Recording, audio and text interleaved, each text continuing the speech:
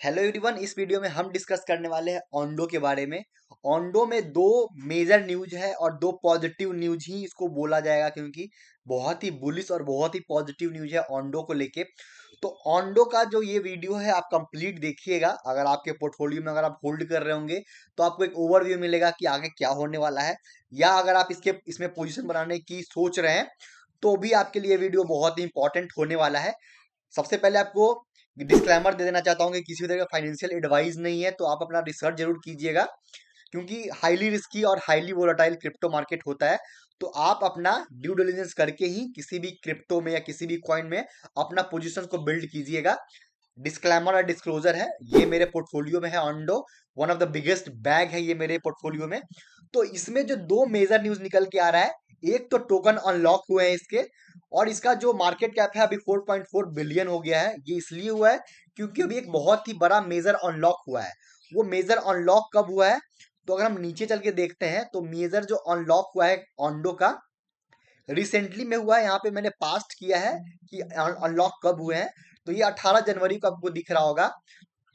आज है 26 जनवरी, तो 18 जनवरी को एक बहुत बड़ा मेजर अनलॉक हुआ है 2.57 बिलियन ऑन्डो का, यानी 25.72% का मैक्सिमम जो सप्लाई था उसका 25% ऑन्डो मार्केट में आया है।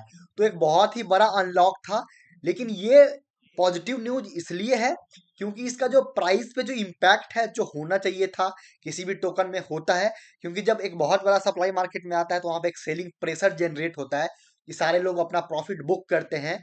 यहाँ पे वो चीज देखने के लिए नहीं मिला है। यानी इस ऑन्डो को लेके, इस क्रिप्टो को लेके जो बिग प्लेयर्स है, वो उनको पता है कि इसका जो पोटेंशियल है वो कितना बड़ा है। इसीलिए जो पैनिक सेलिंग है या जो सेलिंग होता है या जो प्रॉफिट बुकिंग होता है, वो मुझे लगता है कि नहीं हुआ है, क्योंकि वो प्राइस में आपको दिख रहा है। अगर मैं ट्रेडिंग व्यू पे इसका अगर चार्ट देखता हूँ तो चार्ट में आपको गिरावट तो दिखा है। रिसेंटली हाई से $2.15 के आसपास का हाई लगा के आया है, उसके नीचे आया है, लगभग 40-45% का करेक्शन आया है मार्केट में।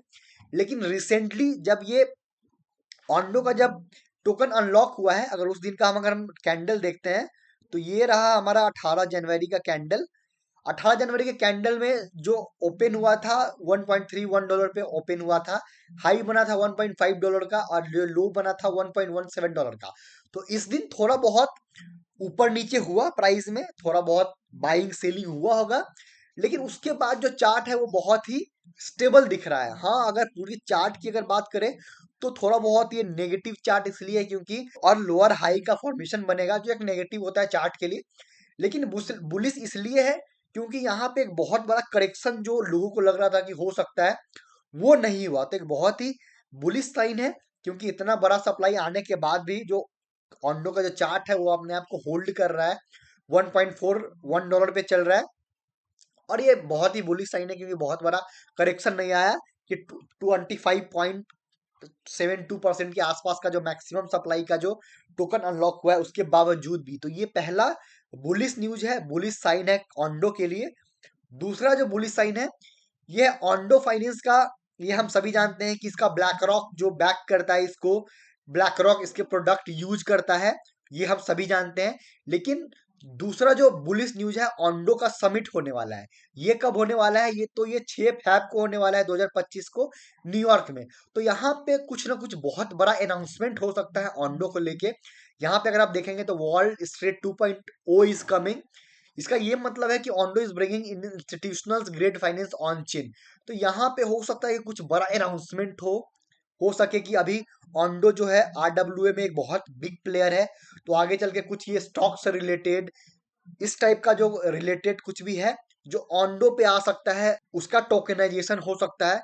तो यहाँ पे एक बहुत बड़ा अनाउंसमेंट में भी पॉसिबल है, इसके जो चांसेस है वो बहुत ही ज्यादा है।